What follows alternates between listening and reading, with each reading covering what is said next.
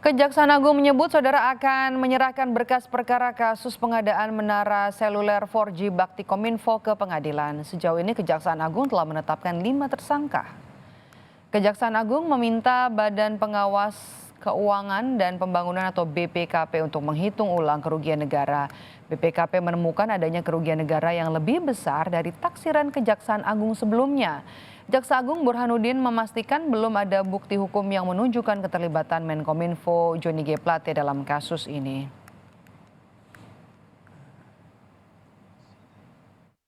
Nanti faktanya terbukti dan ada menyangkut ke beliau, kita tidak akan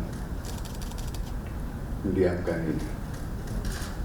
Yang penting penyidik dan dari fakta saya akan tindak lanjuti.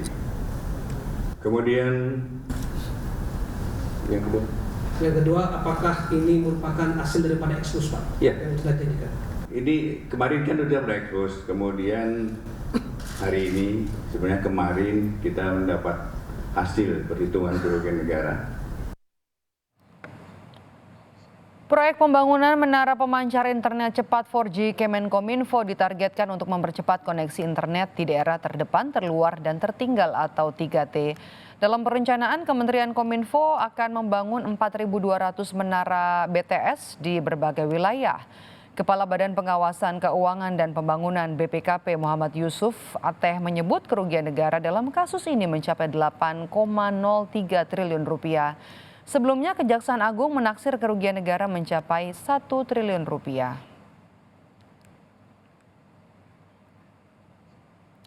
Adapun kerugian negara sebesar lebih dari 8 triliun dari pengadaan BTS 4G Bakti Kementerian Kominfo berasal dari biaya kegiatan penyusunan kajian pendukung.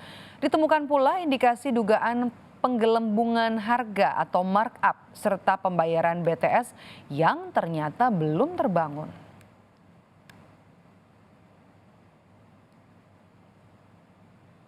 Kejaksaan Agung telah menetapkan 5 tersangka dalam kasus dugaan korupsi pengadaan menara BTS atau pemancar seluler untuk internet cepat 4G.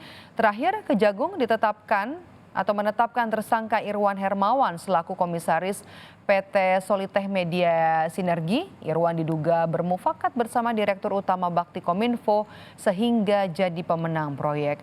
Sebelumnya ada juga nama Anang Ahmad Latif, Direktur Utama Baktikominfo yang telah ditetapkan sebagai tersangka dalam rekayasa lelang proyek menara BTS. Lalu ada 3 tersangka lain, Galumbang Menak, Direktur Utama PT Mora Telematika Indonesia, Mukti Ali, Account Director PT Huawei Tech Investment, dan Yohan Suryanto, tenaga ahli utama Human Development Kampus UI tahun 2020 yang diduga membuat riset fiktif terkait proyek BTS 4G.